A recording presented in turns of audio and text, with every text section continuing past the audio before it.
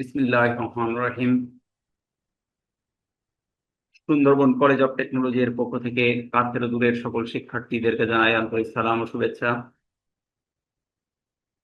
ইতিমধ্যে আপনাদের ফার্স্ট সেমিস্টারে যারা আছেন, অর্থাৎ ফার্স্ট সেমিস্টারে তো সবাই আছেন, ফার্স্ট ব্যাচ যারা আছেন তাদের পরীক্ষা আগামী 25 তারিখ, অর্থাৎ এই জুন মাসের 25 তারিখ থেকে শুরু হবে ফাইনাল পরীক্ষা, যেটা ফার্স্ট সেমিস্টারের।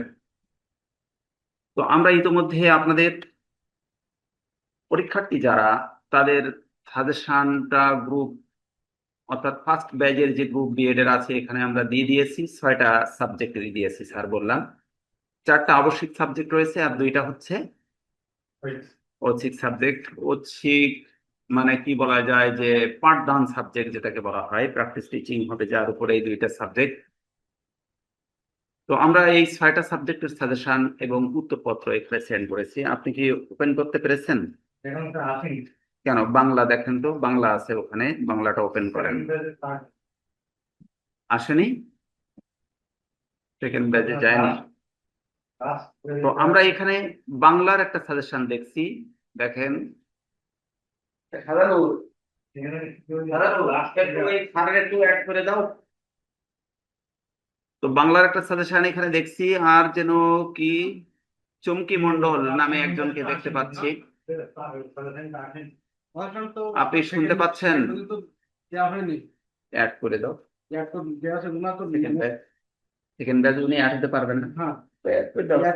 ও ফার্স্ট ব্যাচে অ্যাড হতে পারবে না। দেখেন তো, একটু ঠিক করে দাও বাংলাটা। চুমকি মণ্ডল, আপনি শুনতে পাচ্ছেন? আমার কথা শুনতে পাচ্ছেন? কথা বলেন।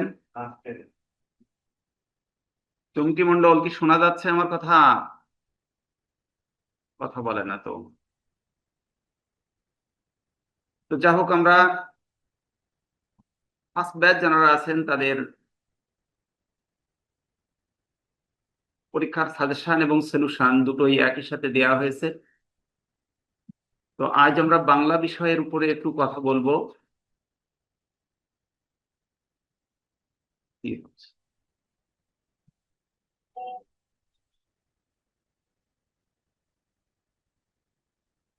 তো বাংলায় এখানে একটা সাজেশন দেখা যাচ্ছে, পেয়েছেন স্যার? ছোট গল্পের সংজ্ঞা লিখুন, রচনামূলক প্রশ্ন। এখানে দেখেন 2টা পদ্ধতিতে প্রশ্ন হয়। এক হচ্ছে রচনামূলক প্রশ্ন, একটি প্রশ্ন আকারে লেখা থাকে। ভিডিও ইয়েটা অন, ইয়ে করেন, অফ করেন। আর হচ্ছে 2টা অথবা 3টা প্রশ্নের সমন্বয়ে প্রশ্ন তৈরি করা হয়। এখানে যে সাজেশনটা আমরা নিয়ে আসছি এটা কিন্তু 3টা প্রশ্ন, ক, খ এবং গ মিলে একটি প্রশ্ন। কয়ে লেখা হয়েছে ছোট গল্পের সংজ্ঞা লিখুন, কয়ে লেখা হয়েছে উপন্যাসস্থ গল্পের মধ্যে বৈশিষ্ট্যগত ভিন্নতা সমূহ চিহ্নিত করুন, আর বয়ে লেখা হয়েছে নবম শ্রেণীতে ছোট গল্পের পাঠদানে আপনার অনুসৃত পদ্ধতি কৌশলগুলো বর্ণনা করুন। তো এই যে 3টা প্রশ্ন, দেখেন প্রথমটি কিন্তু জ্ঞানমূলক প্রশ্ন মতো, ছোট্ট কথায়। একবারে জ্ঞানমূলক বলা যাবে না, এটা অনুধাবনমূলক বলা যেতে পারে প্রশ্নটা। তো আমরা আসলে ওই সিস্টেমে কিন্তু এখানে প্রশ্নটা ধরি না, যে জ্ঞানমূলক, অনুধাবনমূলক, প্রয়োগমূলক এবং উচ্চতর দক্ষতা, যেটা আমরা সৃজনশীল মেথডের, যেটাকে আমরা অ্যাপ্লাই করি, এটা কিন্তু এখানে প্রয়োগ করি না। তো এখানে যে বিষয়টা আমরা দেখছি, যে 3টা প্রশ্নের সমন্বয়ে একটা প্রশ্ন, অর্থাৎ এখানে 40 মার্কস থাকবে। 8টি প্রশ্ন আপনাদের রচনামূলক লিখতে হবে, প্রতিটা প্রশ্নে তাহলে 5 করে হবে নাকি? তাহলে সেই সূত্র ধরে যদি এখানে 5 নাম্বার থাকে, তাহলে ছোট গল্পের সংজ্ঞা লিখুন, এখানে 1 থাকবে। হতে উপন্যাসস্থ গল্পের মধ্যে বৈশিষ্ট্যগত ভিন্নতা সমূহ চিহ্নিত করুন, এখানে 2 থাকবে। এবং গতে নবম শ্রেণীতে ছোট গল্পের পাঠদানে আপনার অনুসৃত পদ্ধতি ও কৌশল সমূহ বর্ণনা করুন, এখানে 2 থাকলো, তাহলে 5। এভাবে আপনি কয়টা প্রশ্ন লিখবেন? 8টা প্রশ্ন লিখবেন, তাহলে 40 মার্কস। আর ছোট প্রশ্ন যেগুলো রয়েছে, সংক্ষিপ্ত প্রশ্ন, এটা কিন্তু 10টা লিখতে হবে। 10টায় 10 গুণ 2 সমান 20 মার্কস। তাহলে কত হলো? 40 + 20, 60 মার্কসের পরীক্ষা আপনাদেরকে দিতে হবে। কোথায়? ফাইনাল পরীক্ষা। এটা আপনাদের বোর্ড পরীক্ষা। এটা আপনাদের ফার্স্ট সেমিস্টারেও দিতে হবে, সেকেন্ড সেমিস্টারেও দিতে হবে। বাকি থাকলো 40 মার্কস প্রত্যেকটা সাবজেক্টে। এই 40 মার্কস আমরা কলেজ থেকে দেব। এই বিভিন্ন পরীক্ষা থাকবে, ছোট পরীক্ষা থাকতে পারে, যেগুলোকে বলা হয় যে ক্লাস টেস্ট থাকতে পারে, সবকিছু মিলে এই 40 মার্কস আসবে। এবং এর বাইরে প্র্যাকটিস টিচিং এ থাকবে 200 মার্কস, আর আপনাদের ভাইভাতে থাকবে 50 মার্কস। এই সব মিলে 1200 মার্কের মেবি আপনাদের পরীক্ষা দিতে হবে, যেটা আমি আগে দেখিয়েছি। তো যা হোক, তাহলে ফার্স্ট সেমিস্টারে কিন্তু আপনারা পড়বেন কয়টা সাবজেক্ট? 6টা। 4টা আবশ্যিক পড়বেন, আর 2টা প্র্যাকটিস টিচিং এর সাবজেক্ট পড়বেন। এখানে দেখলাম আমি গ্রুপে একটা তথ্য আসছে যে আমি ইংলিশে অনার্স করেছি, কে যেন লিখেছে, আপনি লিখছেন নাকি? কে লিখছে? ইংলিশে অনার্স করেছি এবং ইংলিশের টিচার আমি স্কুল লেভেলে।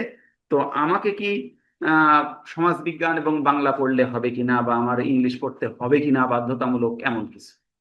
তো বিএড এর ক্ষেত্রে বিশেষ করে যারা আর্টসে পড়েন, আর্টস আর্টস যারা পড়ান, এবং এই আর্টসে যারা পড়ান, ওনাদের জন্য বাধ্যবাধকতামূলক কোনো কিছুই নাই। তবে প্রত্যেকটি প্রশিক্ষণার্থী বাংলা পড়েন, এটা যেন আবশ্যিক মতো হয়ে গেছে, নিতেই হবে এমনটি নয়। এবং সামাজিক বিজ্ঞান, এই দুটোই পড়ে থাকেন, এ ব্যাপারে কোনো বাইন্ডিংস নাই।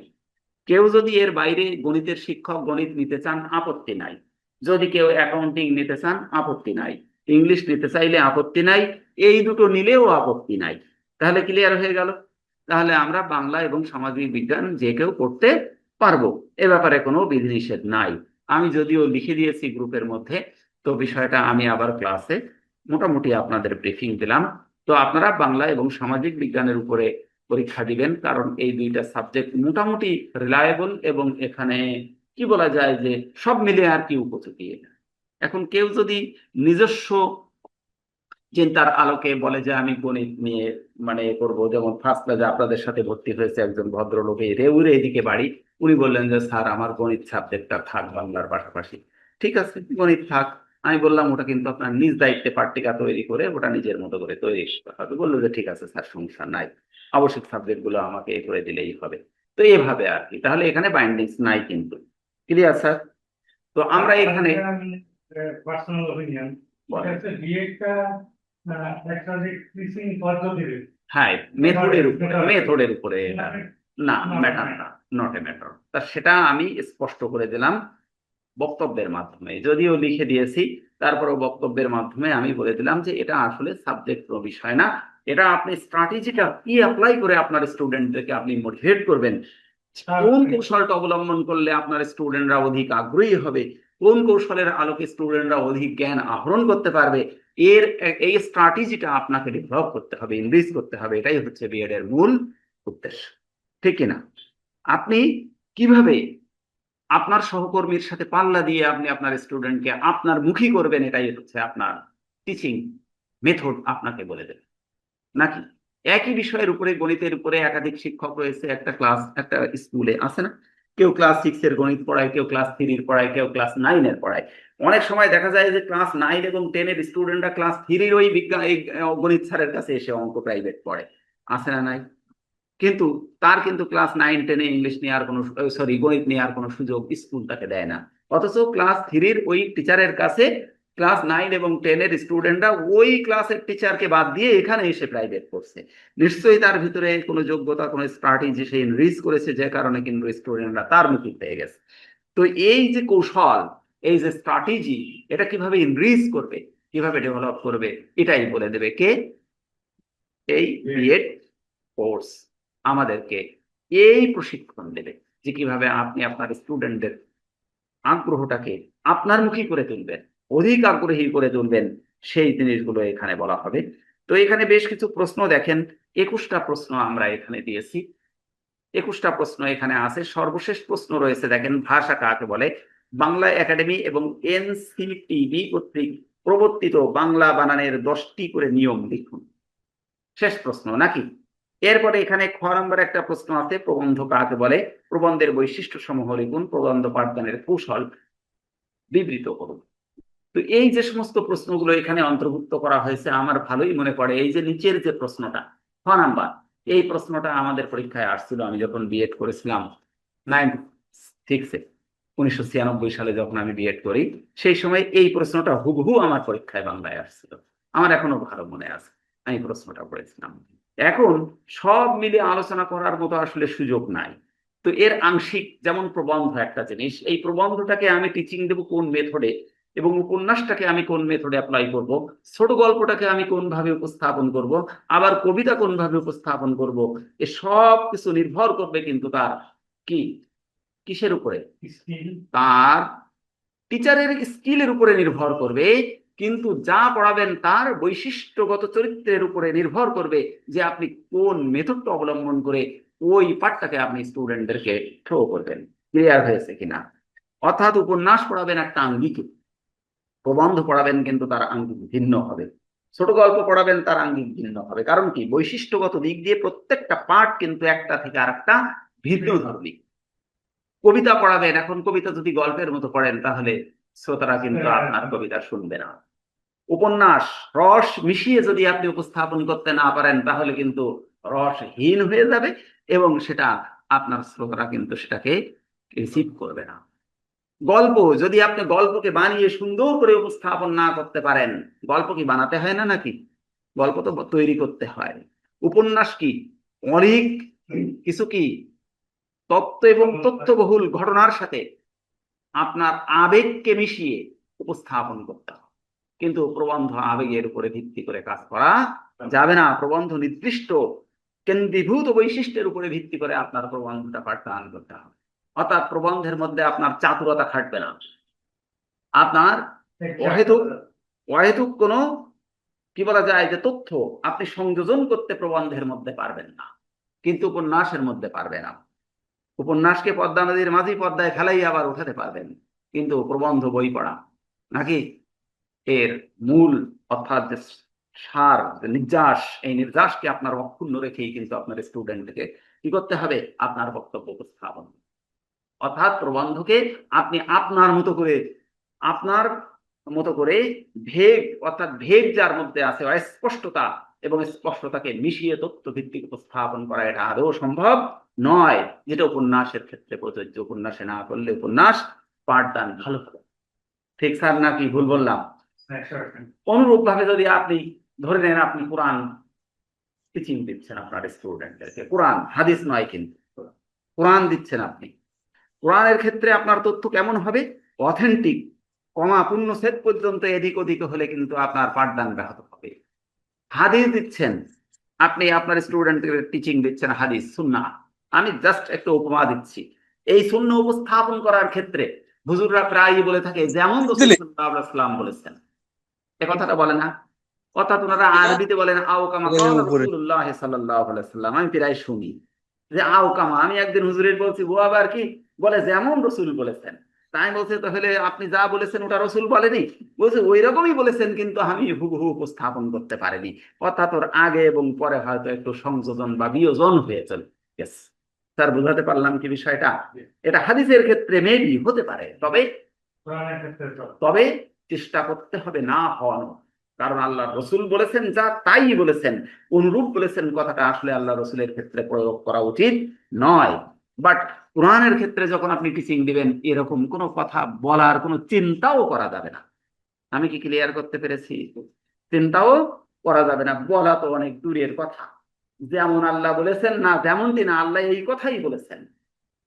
আল্লাহ বলেছেন যে তোমরা নামাজ আদায় করো, এটাই। যেমন তেমন কোনো তথ্য নেই, যেমন তথ্য এখানে উপস্থাপন করা যাবে না। অর্থাৎ যা বলেছেন তাই উপস্থাপন করতে হবে। প্রবন্ধ খানিকটা ওই রকম, প্রবন্ধকার যেভাবে উপস্থাপন করেছেন আপনাকে ওভাবেই উপস্থাপন করতে হবে, কিন্তু গল্পকার যেভাবে উপস্থাপন করেছেন সেভাবে আপনার গল্প উপস্থাপন করার দরকার নাই। ভিতকে ঠিক রেখে আপনি আপনার মতো করে সুন্দর করে রং লাগিয়ে আপনি উপস্থাপন করেন। আবার উপন্যাসকে উপস্থাপন করতে গেলে আপনি রং যত লাগাবেন তত আপনার স্টুডেন্টরা আগ্রহী হবে, আগ্রহ ভরে তারা শুনবে, ঠিক না স্যার? তাহলে আপনি যেটা পড়াবেন তার মতো করে পড়াবেন নাকি? আপনি যখন কৃষক হবেন তখন কৃষি কাজের উপযোগী পোশাক পরিচ্ছদ পরে আপনার কৃষি কাজ করতে হবে। আপনি যখন টিচার হবেন তখন টিচার সুলভ একটা পোশাক পরিচ্ছদ পরেই আপনাকে কিন্তু টিচিং দিতে হবে। এটাও ঠিক অনুরূপ, আপনি যা পড়াবেন তাই আপনাকে সেজে সেই পাঠদানটা আপনাকে করতে হবে, তাহলে আপনার অডিয়েন্স আপনার উপরে অধিক আগ্রহী হবে। ক্লিয়ার হয়েছে স্যার? তাহলে এখানে প্রবন্ধের কথা বলছিলাম। আমরা এই বিষয়গুলো বেশ মোটামুটি পড়েছি। প্রবন্ধ আছে, ছোট গল্প আছে, তাই না, উপন্যাস আছে, এক একটা তো এক এক রকম আছে। ছোট গল্পের সংজ্ঞাও রয়েছে, প্রবন্ধের সংজ্ঞা রয়েছে, উপন্যাসের সংজ্ঞা রয়েছে। তো ছোট গল্পের সংজ্ঞা আমাদের এই যে প্রথম যে প্রশ্নটা আমি দেখলাম আজকে, ওই যে প্রথম প্রশ্ন দেখলেন না, 1 নম্বর যে প্রশ্নটা ছোট গল্প নিয়ে করা হয়েছে, এই প্রশ্নটা কিন্তু অত্যন্ত ইম্পর্টেন্ট। আসবেই, আশা করা যায়, যদি একান্তই মতিভ্রম না ঘটে প্রশ্নকর্তার অর্থাৎ প্রশ্নকারী, এটা আসবে, এই প্রশ্নটা আসবে, হয় ব্রডে আসবে, নইলে শর্টে আসবে। এ কোনো বছর বাদ দেয় না, আজ পর্যন্ত আমি দেখিনি। সেই 96 সালের পর থেকে, আমার পর থেকে বিএড পরীক্ষা হয় আর ছোট গল্প বাংলায় কোনো না কোনো জায়গায় একটু ইন করে দেয়। তাহলে এই প্রশ্নটা অত্যন্ত ইম্পর্টেন্ট, অত্যন্ত গুরুত্বপূর্ণ। তো যাক, এখানে দেখেন, তাহলে আমরা সংক্ষিপ্ত প্রশ্ন এখানে দেখেন বেশ কিছু আছে, এগুলো দেখবেন বাসায়, ঠিক আছে? এগুলো দেখলেই হয়ে যাবে, নতুন করে কোনো কিছু দেখার দরকার নাই। এখানে ভাষা ও মাতৃভাষা বলতে কি বোঝায়, তাই না? এই জিনিস আমরা জানি। ভাষা মানুষ মনের ভাব প্রকাশ করার জন্য যা ব্যবহার করে তা। মিডিয়া, মিডিয়া, হ্যাঁ, এটা মিডিয়া। কিসের মিডিয়া? ভাব প্রকাশ, ভাব প্রকাশ চিন্তা করতে, ভাবনা, চিন্তা ভাবনা প্রকাশের, হ্যাঁ, মতামত প্রকাশের, এটা মিডিয়া, একটা মাধ্যম। এটা হচ্ছে ভাষা। জন্মগ্রহণ করেছে যেখানে, সেই অঞ্চলে প্রচলিত ভাব প্রকাশের যে মাধ্যম, সেটাই হচ্ছে মাতৃভাষা। ক্লিয়ার হয়েছে কিনা? সহজ কথায় বললাম, কারো সংকট আমরা কিছু নেই। জন্মগ্রহণ করেছি আমি ইংল্যান্ডে, তাহলে ইংরেজিতে যদি আমি আমার মনের ভাব প্রকাশ করি, তাহলে ওটা আমার মাতৃভাষায় করলাম। যদি বাংলায় করি, তাহলে কিন্তু ওটা মাতৃভাষা না, ওটা বিদেশি ভাষায় আমি প্রকাশ করলাম, ঠিক কিনা? তাহলে এখানে কিন্তু একটা আছে, ভাষা ও মাতৃভাষা বলতে কি বুঝো, প্রশ্নটা খুব ইম্পর্টেন্ট। ভাষার মৌলিক উপাদান গুলোর নাম লিখুন। তারপরে কি, ভূমিকাভিনয় বলতে কি বোঝায়, আধুনিক ভাষা হিসেবে বাংলা ভাষার দুটি বৈশিষ্ট্য লিখুন। এই যে প্রশ্নগুলো এখানে আছে দেখেন, এই প্রশ্নগুলো মোটামুটি খুবই সহজ। একটা বার যদি আপনি দেখেন, আপনারা দেখেন, তাহলে দ্বিতীয়বার দেখার আর কোনো প্রয়োজন হবে বলে আমার মনে হয় না। তো এই বিষয়গুলো দেখেন, এই সব, এই দেখেন নিচে আছে, এই যে ছোট গল্প আছে নাকি? তাহলে ছোট গল্প কার বলে, এখানে লেখা আছে। ওই যে রবীন্দ্রনাথ বলেছিল, ছোট প্রাণ ছোট ব্যথা, ছোট ছোট কি দুঃখ কথা, নিতান্তই সহজ সরল, সহস্র বিস্মৃতি রাশি প্রত্যহ যেতেছে ভাসি, তারই দুটি চারটি কি, দু চারটি অশ্রু জল, নাকি? নাহি বর্ণার ঘটা ঘটনার কোন ঘটা, নাহি তত্ত্ব নাহি উপদেশ, অন্তরে অতৃপ্তি, তবে সাঙ্গ করি মনে হবে, শেষ হয়েও হইল না শেষ, নাকি? অর্থাৎ ছোট গল্পের সব থেকে বড় যে কথা, সেটা হচ্ছে পাঠক যখন পাঠ করবে, যদি শ্রোতা না শুনে, তাহলে পাঠকের হৃদয়ে অতৃপ্ত একটা বাসনা, একটা কামনা, একটা আকাঙ্ক্ষা, একটা ইচ্ছা সব সময় প্রলুব্ধ হবে, যে এরপরে না জানি কি আছে। শেষ হলো কিনা স্যার? হ্যাঁ। এরপরে না জানি কি আছে, তা আমি একটা কিছু রয়েছে এরপর। একটু দেখা দেখি করি। জি, কারণ আমার এইগুলো না সবাই পাঠ পাঠ করে ফেসবুকে আর কি আচ্ছা post করে। আচ্ছা আচ্ছা। এখন এই মাঝে একটা আমি গল্প দেখছিলাম, ছোট দিনের গল্প, এই ক্ষেত্রে ওরা এরকম ঘটনা ঘটছে যে, যদি আমি 2 দিন বা 3 দিন সময় নিয়েছি একটা পাঠ দেওয়ার, তো ওই এরাই আর কি কমেন্ট করে, হ্যাঁ, যে ভাই কমেন্ট কই দিচ্ছেন না কেন? দেখছেন না কেন? হ্যাঁ। এবং এমন হয়েছে যে যে সে গল্পটা যদি এরকম হয়, এরকম শুনে হয় যে এরকম করবে না, এরকম শুনে হয়। তো যাই হোক, এই যারা রেডার, তারা এত গল্পের ভিতরে ঢুকে গেছে যে ওরা বলে যে সে শুনে এরকম ভাবে পারবে না, এরকম ভাবে দেখতে তো পারবে যাই হোক, বিষয়টা হচ্ছে ছোট গল্পটা সবসময় এরকম একটা অতৃপ্ত কামনা, একটা বাসনা, একটা ইচ্ছা, একটা আকাঙ্ক্ষা পাঠকের মনে, রিডারের মনে সব সময় ধরে রাখা জাগ্রত হবে, যে না জানি এরপরে কি কি ঘটনা হবে। ঘটবে, বা এটা ঘটলো না কেন, বা কি ঘটতে যাচ্ছে, ঘটবে কখন, যখন ঘটবে তারপরেও অতৃপ্ত রবে, যে এরপরেও না জানি কি ঘটনা রয়েছে। অর্থাৎ ছোট গল্প কখনো তৃপ্ত হবে না পাঠক। কিসে তৃপ্ত? তথ্যে, এবং তত্ত্বে কখনো তৃপ্ত হবে না। অতৃপ্ত বাসনা যদি তার মধ্যে না থাকে, অতৃপ্ত চাহিদা যদি তার মধ্যে না থাকে, তাহলে সেটাকে ছোট গল্প বলা যাবে না। সোজা কথা, ছোট গল্প বলা যাবে না। এজন্যে দেখেন, প্রায় একটা কথা বলা হয় ধর্মগ্রন্থ হিসাবে আমরা যারা মুসলমান তারা কাকে মানি? কোরআনকে মানি। সুন্নাহ পরের কথা, ওগুলো পরে, কোরআনকে মানি। তো কোরআনের আয়াতগুলোকে এমন ভাবে বিশ্লেষণ করা হয়েছে, বিশ্লেষণ নয়, সুবিন্যস্ত করা হয়েছে, বিশ্লেষণ বলবো না, বিশ্লেষণ তো আপনি আপনার মতো করেন, আমি আমার মতো করি। সুবিন্যস্ত করা হয়েছে, যাকে আপনি কাব্যিক আকারে যদি উপস্থাপন করতে চান তাহলে ওটা একটা কাব্য, ওটাকে মহাকাব্য বলা যাবে। না যাবে না? মহাকাব্যের চেয়ে কোনো অংশে কম আছে? মহাকাব্য। যদি ওটাকে আপনি মনে করেন যে না ওটা কাব্য না, ছোট গল্পের একটা তথ্যবহুল বই, আপনি তাই বলতে পারবেন। যদি বলেন সর্বোৎকৃষ্ট একটা উপন্যাস, আপনি ওই ঔপন্যাসিক তথ্য তার ভিতরে সম্পৃক্ত করা হয়েছে এটা বলতে পারবেন। যদি আপনি বলে করেন যে সর্বোৎকৃষ্ট একটা প্রবন্ধ, তাহলে আপনি ওটাকে প্রবন্ধের কাতারে ফেলতে পারবেন।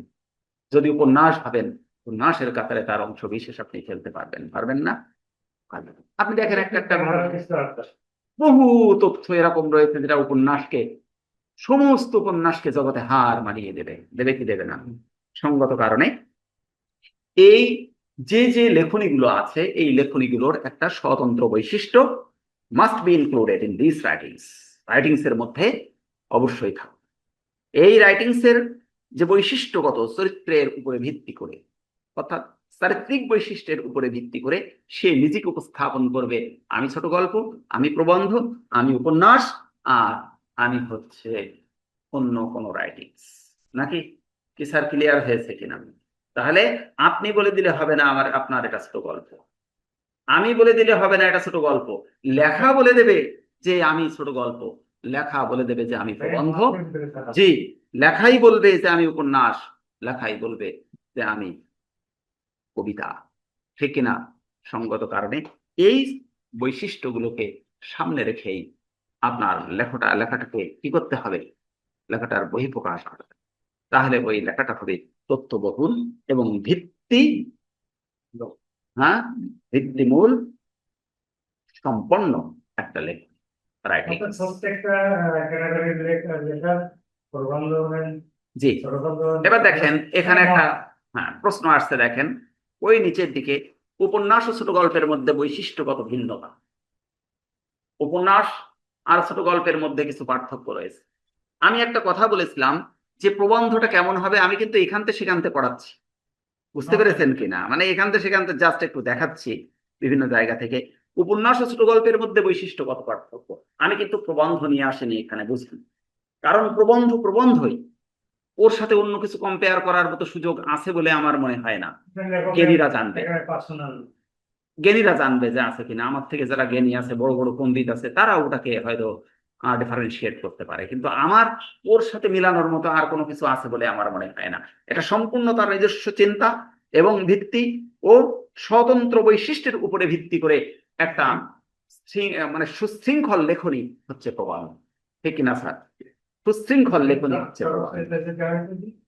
বিভিন্ন অথেন্টিক সোর্স থেকে এক কথাই বলে ফেলাইছি, এক কথাই বলে ফেলাইছি যে তার তথ্য হবে অথেন্টিক, সূত্র থাকবে একেবারে সত্য নির্ভর, অথেন্টিক যেটাকে বলা হয়, সূত্র, তথ্য, সূত্র সব কিছু থাকবে বাস্তব, এবং অবাস্তবতার কোনো সংমিশ্রণ এই রাইটিংস এর মধ্যে কি থাকবে না।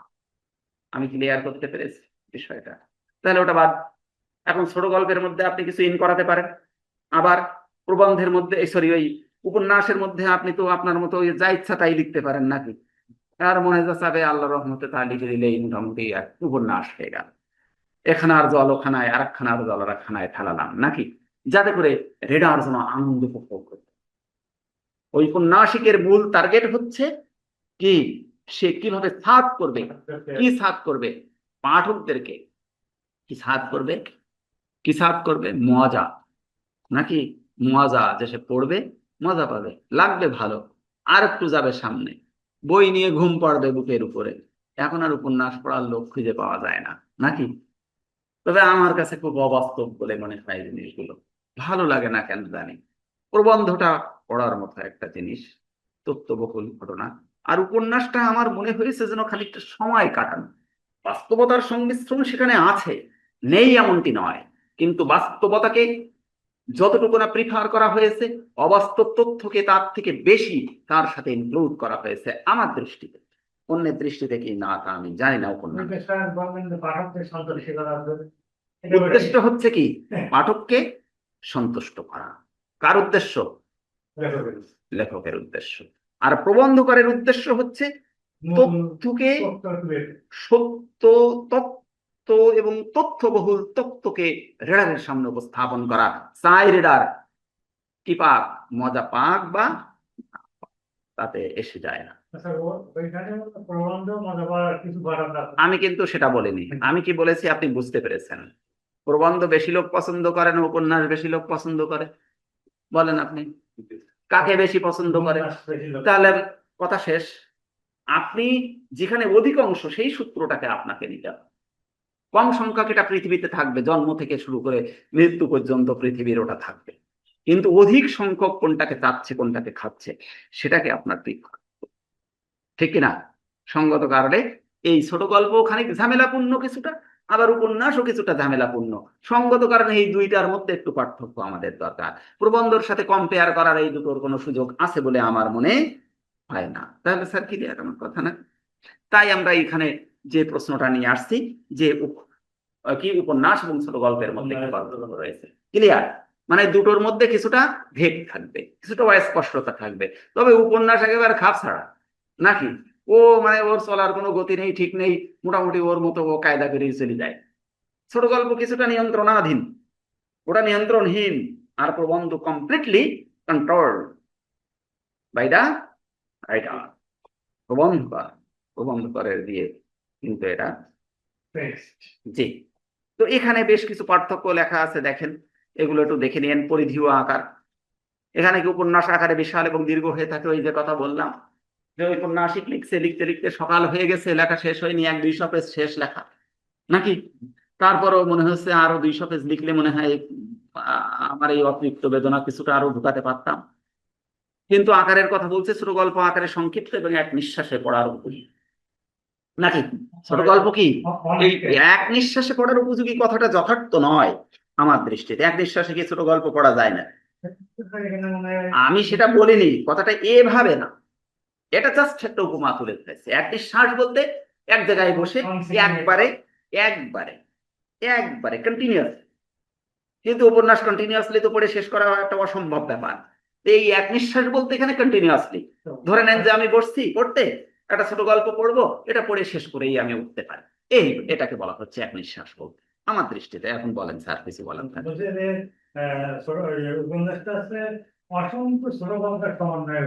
ওটা আমি পরে বলছি, আমি যেটা বলছি ওটাই বড়। ওই এক জায়গায় বসে যে এক উপন্যাস পড়ে শেষ করবেন, এটা অনেকটা টাফ। এটা কেউ করেছে কিনা আমি জানি না, অনেকে আগে ছিল, আগের যুগে ছিল, তারা মনে হয় করতো, কেউ কেউ কোনো কোনো ব্যক্তি ছিল যে একবারে পড়ে শুনে শেষ।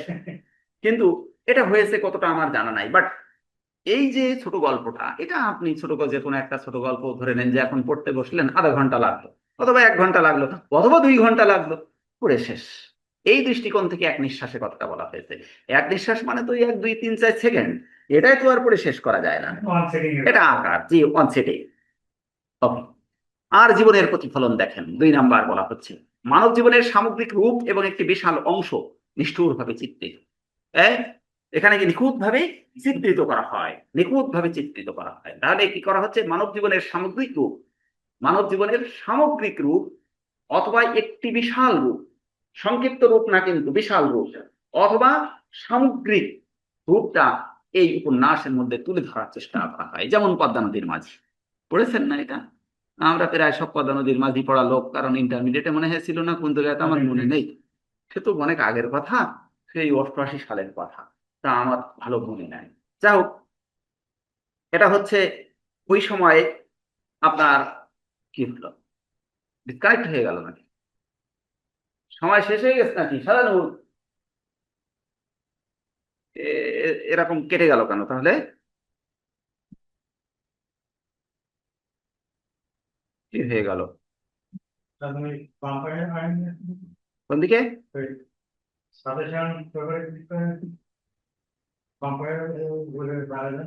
কন্টিনিউয়াস টু কি চেক আউট? মানে সাজেশন 6 নম্বরের সাজেশন এখানে তো আমি করবেন পারবেন খুঁজেই পাচ্ছি না। পারে পারে এসএসসি রেজাল্ট সাজেশন বই, এই যে হুম আচ্ছা আচ্ছা। আচ্ছা যা হোক, এখানে যেটা বলতে চাচ্ছিলাম যে তাহলে মানব জীবনের সামগ্রিক অংশ, যেমন পদ্মাবতীর মাঝির মাঝির কথা বলছি, তাই না? ইনি বোধ হয় মাঝি জীবনের একটা কাহিনী টাহিনী এর মধ্যে তুলে ধরেছে, ওই যে যারা মাছ টাছ ধরে এদের নাকি তাকে জানি, জীবন জীবন এক কথায় এরকম একটা কোনো কিছু মোটামুটি তুলে ধরার চেষ্টা করেছে, তাদের একটা সামগ্রিক, মহানন্দের কাছ থেকে একটা কমপ্লিট লাইফ। নিত হ্যাঁ, মানে ওদের জীবনযাপনটা কিভাবে চলতো, ওই বিচিত্র জীবনটাকে তিনি তার পদ্মা নদীর মাঝি মানিক বন্দ্যোপাধ্যায় মিয়া উনি তুলে ধরার চেষ্টা করেছেন ওর। আর ছোট গল্পটা কি হয়েছে, ছোট গল্পটা যদি ওই আঙ্গিকে ধরে, তাহলে তিনি মাছ ধরতে গিয়েছেন, মাছ ধরতে যেয়ে 1 ঘন্টার একটা বর্ণনা ছোট গল্পের মধ্যে তুলে ধরা হয়েছে। অর্থাৎ অনেকগুলো ছোট গল্পের সমন্বয়ে কি হয়েছে, একটা উপন্যাস তৈরি হয়েছে। অর্থাৎ ছোট গল্পটি উপন্যাসের একটা পার্ট বলা যেতে পারে, ঠিক কিনা? একটা পার্ট বলা যেতে পারে, বলবো তা আমি বলিনি, বলা যেতে পারে, কারণ অনেকগুলো ছোট গল্প মিলে একটা উপন্যাস। কারণ মানব জীবনের সামগ্রিক আঙ্গিক যদি চিত্রিত করা হয় এর মধ্যে, এই উপন্যাসের মধ্যে, তাহলে মানব জীবনের সামগ্রিক আঙ্গিকটাকে কিন্তু বিশ্লেষণ করা যাবে না ছোট গল্পের মধ্যে। সো দ্যাট ছোট গল্পটা হচ্ছে একটা পার্ট, আর এই অনেকগুলো পার্ট নিয়ে সমন্বিত একটা প্রক্রিয়া, এটা হচ্ছে একটা উপন্যাস, ঠিক কিনা? তাহলে ক্লিয়ার? এ কি পড়া লাগে? একবার পড়লি শেষ নাকি কন? দুইটা বললাম, চরিত্রের বিকাশ। দেখেন ছোট গল্পে কি হয়েছে, আপনার উপন্যাসে চরিত্র আছে, বেশ কয়টা নাম টাম রয়েছে, তাই না? এখানে আবার খলনায়ক, খলনায়ক নাকি একটা বলে না, নায়কের পাশের নায়কটার পিছনে একটা নায়ক বলে, বলে না? নায়িকা আবার একটা দুটো তিনটি থাকে, আবার মারামারি গ্যাঞ্জামও হয় অনেক। তো এই সমস্ত সবকিছু মিলে এই যে চরিত্রের বিকাশ, বহু চরিত্রের সংমিশ্রণ, কিন্তু এই কার মধ্যে থাকে, উপন্যাসের মধ্যে থাকে। অনেকগুলো চরিত্রের সংমিশ্রণ থাকে, যেমন লাল সালু। সাপ্লাট হ্যাঁ, সাবপ্লট। তাহলে লাল সালু একটা উপন্যাস না, আমরা পড়েছি, ওইটা আপনি পড়েছেন মনে হয়। তবে এই লাল সালু উপন্যাসে মজিদ পীর টিরকিরা আছে, এই সমস্ত লোকজন, তারপরে ওর সহযোগী এই যে ভণ্ডটন্ড নানান তাল, অনেকগুলো তো চরিত্র ওর ভিতরে মনে হয় ইনক্লুড করা হয়েছে। বাট এর ছোট গল্প যদি হয়, তাহলে ওই মজিদের সাথে হয়তো একজনের সংমিশ্রণের তথ্যটাকে ওখানে তুলে ধরার একটা আংশিক তথ্য তুলে ধরবে। তো এখানে বহু চরিত্রের সংমিশ্রণ উপন্যাস, আর চরিত্রের সংখ্যা খুব কম থাকবে ছোট গল্পের মধ্যে, 2, 3 অথবা 4। তবে 2 এর মিশ্রণে বেশি ছোট গল্পগুলো আসলে চিত্রিত করা হয়। সঙ্গত কারণে বহু চরিত্রের সংমিশ্রণ হচ্ছে উপন্যাস, আর স্বল্প সংখ্যক চরিত্রের সংমিশ্রণ হচ্ছে কি জিনিস, ছোট গল্প। বাস, ছোট গল্প। এরপরে কাহিনী, কাহিনীর গতি, তাই না? কাহিনীতে উপকাহিনী বা শাখা কাহিনীর, অর্থাৎ সাবপ্লট বিস্তার, সাবপ্লট থাকবে অনেকগুলো, আর কোন শাখা কাহিনী থাকবে না, তার মধ্যে মেন প্লট, যেটাই থাকবে মেন প্লট। এর সাবপ্লট গুলো, উপন্যাসের সাবপ্লট গুলো ছোট গল্পের মেন প্লট হিসেবে বিবেচিত, সহজ কথা। অর্থাৎ সাবপ্লটের সমন্বিত রূপই হচ্ছে উপন্যাস, আর মেন প্লট একক, একক এর অভিব্যক্তিটাই হচ্ছে মূলত কি, ছোট গল্প। খুব ইম্পর্টেন্ট প্রশ্ন, এজন্য জাস্ট আমি একটু কথা বলছি। এরপরে দেখেন প্রারম্ভ ও সমাপ্তি, উপন্যাসের সূচনা ও সমাপ্তি সাধারণত বিস্তারিত এবং সুনির্দিষ্ট থাকে। উপন্যাস অনেক বিস্তারিত ভাবে, উপন্যাসকে যদি বলি যে আমি উপসংহারটা 2-3 লাইনে লিখে ফেলবো, তাহলে এটা অনেকটা টাফ, অনেকটা টাফ হয়ে যাবে। যে উপন্যাসকে আমি 2-3 লাইনের মধ্যে কিন্তু আসলে এই উপসংহারটা লেখা অনেক কঠিন। যেমন যারা পিএইচডি করে, বিশেষ করে থিসিসটা করে, এই থিসিসের উপসংহার কেউ যদি বলে আমি 1 লাইনে বা 2 লাইনে বা 3 লাইনে লিখবো, আমার তো মনে হয় আমি এমন কোন পিএইচডির অভিসন্দর্ভ দেখিনি যেখানে নাকি 2-3 লাইন বা 5 লাইন বা 10 লাইনে লেখা আছে উপসংহার। কয়েক পৃষ্ঠা উপসংহার লিখতে হয়। যেমন আমার যে আপনার এটা আছে, থিসিসটা আছে, আমার থিসিস মেবি 580 পেজ আছে মোট। তাই এখানে প্রায় 5 পেজের মতো আমার উপসংহার লেখা, আমার নিজের। আমার বৃহত্তর খুলনার শিক্ষা ব্যবস্থার উপরে ছিল। আমার এটা হচ্ছে আপনার সার্ভে রিপোর্ট ছিল, আমার টোটালটাই সার্ভে করা আমার ইয়েটা, থিসিসটা, বৃহত্তর খুলনার শিক্ষা ব্যবস্থা। এটা ইসলামিক ইউনিভার্সিটি আপনার লাইব্রেরিতে আমার থিসিসটা আছে, আমার কাছেও আছে। তো যা হোক, তো এরকম দেখেছি। তাই বলছি যে উপন্যাসের যখন কোনো আপনি উপসংহার লিখবেন, উপসংহারটা কেমন থাকবে, একটু বড় সড়ো elaborate. এলাবোরেট থাকবে। বাট যখন আপনি ছোট গল্পের কোনো উপসংহার লিখবেন তখন উদাহরণ লাগাই না। ছোট্ট করে লিখবেন, আর ছোট্ট করে যখন লিখতে যাবেন তখন মেইন বৈশিষ্ট্য ফুটে উঠবে তার মধ্যে, অতৃপ্ত রবে। কার কথা? লেখকের কথা অতৃপ্ত রবে, যে পড়বে রিডার তার কাছে অতৃপ্ত রয়ে যাবে। যদি না অতৃপ্ত রয় তাহলে কিন্তু আপনার ছোট গল্প হিসাবে শিখতে কি লাভ করবে? ক্লিয়ার? তাহলে এখানে অতৃপ্ত আর ওখানে মোটামুটি তৃপ্ত, নাকি? শেষ। এরপরে হচ্ছে তত্ত্ব বর্ণনা। তথ্য না, কিন্তু দেখেন তত্ত্ব, এলিমেন্ট যেটাকে বলা হয় উপাদান। যেমন আমি এই কলমটা আমরা তৈরি করব, কলমটা তৈরি করতে যে আমার বেশ কয়েকটা উপাদান লেগেছে এখানে, তাই না? এর ভিতরে একটা পানীয় জিনিস রয়েছে যেটা হচ্ছে কালি। এই কালিটা তৈরি করতে কিছু কেমিক্যাল টেল এটা ওটা লাগছে। তারপরে এই যে প্লাস্টিকটা রয়েছে, এই প্লাস্টিকটা তৈরি করতে বেশ কিছু উপাদান টান লাগছে, তাই না? তো এইগুলো সব হচ্ছে উপাদান। আর এই উপাদানগুলো আপনি কিভাবে আপনি অ্যারেঞ্জ করবেন, ওটা হচ্ছে তথ্য, নাকি? ওটা তথ্য, ইনফরমেশন, তথ্য। তো এই যে তথ্য না, কিন্তু এখানে তত্ত্বের কথা বলছে, তত্ত্ব ও বর্ণনা। এলিমেন্ট যে জিনিসটা, এতে ঘটনার ঘন ঘটা যে ভাষাটা ব্যবহার করা হয়েছে ছোট গল্পের মধ্যে, তাই না? ওই ঘন ঘটা কথাটা ব্যবহার করা হয়েছে না? ঘন ঘটা। দীর্ঘ বর্ণনা, তত্ত্ব ও উপদেশের স্থান থাকে। বর্ণনা থাকবে দীর্ঘ, ঘটনার ঘন ঘটা থাকবে, আর তত্ত্ব থাকবে, এবং উপদেশের স্থান থাকবে এর মধ্যে। আমার কথা ক্লিয়ার হয়েছে কিনা? আর বর্ণনা বাহুল্য বিবর্জিত থাকবে। যেমন ইচ্ছা করে, উপন্যাসের মধ্যে কেন? ঠিক আছে, আমার কতক্ষণ দিচ্ছে? আমার কি 1 ঘন্টা হচ্ছে? তো যেটা বলছিলাম যে এখানে তত্ত্বটা কি করা হয়েছে, তত্ত্ব বর্ণনার কথা যেটা বলছি, যে ইলাবোরেট হবে তার মধ্যে, উপন্যাসের মধ্যে ইলাবোরেট হবে। আর বাহুল্য বর্জন করতে হবে আপনার ছোট গল্পের মধ্যে। বাহুল্যতা নিয়ে আসলে তো ছোট আর থাকবে না, বড় হয়ে যাবে। সুতরাং বাহুল্যতা থাকবে না, কাটছাট করে ছোট্ট করে নিয়ে আসতে হবে। মূল তথ্যটাকে উপস্থাপন করতে হবে, তবে সেখানে ভেগ থাকবে না এমনটি নয়, কিন্তু বারবার বলেছি প্রবন্ধের মধ্যে ভেগের কোনো স্থান নেই। এই দুটোর মধ্যে। তাহলে আমরা এখানে কি করলাম, উপন্যাস এবং ছোট গল্পের মধ্যে মোটামুটি একটা পার্থক্য এখানে দেখলাম। আমাদের একজন অনলাইনে দেখতে পাচ্ছি, এই কি নাম আপনার, কোন সেমিস্টারে আপনি? শুনতে পাচ্ছেন আমার কথা? কোন সেমিস্টার? First semester? কোন ব্যাচ? প্রথম ব্যাচ? শুনতে পান আমার কথা? শুনতে পান? কথা বলে না তো, শুনতে পায় কি পায় না? দেখেন এখানে আর একটা প্রশ্ন, 1 নাম্বার প্রশ্নে, যেটা সব থেকে গুরুত্বপূর্ণ প্রশ্ন, ওর নিচে দেখেন, নবম শ্রেণীতে ছোট গল্পের পাঠদানে অনুসৃত পদ্ধতি ও কৌশল। পড়বেই কিন্তু, এ প্রশ্ন পড়লে এইটা বাদে কিন্তু প্রশ্ন হবে না, এবং একাধিকবার রিপিট করে। আমার প্রশ্নে এই প্রশ্নটা পড়ছিল, আমার ওই আমি যখন বিএড পরীক্ষা দিই এই প্রশ্নটা পড়ছিল, এই প্রশ্ন। অর্থাৎ নবম ও দশম শ্রেণীতে, আমার ভালো মনে আছে, নবম ও দশম শ্রেণীতে ছোট গল্পের পাঠদানের ক্ষেত্রে আপনি কোন কোন পদ্ধতি অনুসরণ করবেন? আপনি, মানে আমাকে বলছে যে আপনি কোন কোন পদ্ধতি অনুসরণ করবেন, কথা কিন্তু এগুলোই, তাই তো? তো এখানে দেখেন অনুসৃত যে পদ্ধতিগুলো, মেথডস গুলো, সেটা হচ্ছে কি, আদর্শ পাঠ ও সরব পাঠ পদ্ধতি। আদর্শ পাঠ এবং সরব পাঠের মধ্যে পার্থক্য আছে নাকি, বলতে পারেন নাকি কি জিনিস? এটা আমি অনুসরণ করব। আমি যখন ছোট গল্প আপনার পড়াবো আমার স্টুডেন্টদেরকে, তখন আমি আদর্শ পাঠ এবং সরব পাঠ এই দুটো করব। তা আদর্শ পাঠ এবং সরব পাঠের মধ্যে আসলে পার্থক্য, সাইলেন্ট রিডিং, ওইটা কি? সাইলেন্ট রিডিং সেটা আলাদা জিনিস, আমি বলবো। সাইলেন্ট রিডিং পড়েছেন তাই তো, ওটা একটা জিনিস। কিন্তু আদর্শ পাঠ ও সরব পাঠ এই জিনিসটা, আদর্শ পাঠ হচ্ছে, আদর্শ পাঠ ধরেন আজকে আপনি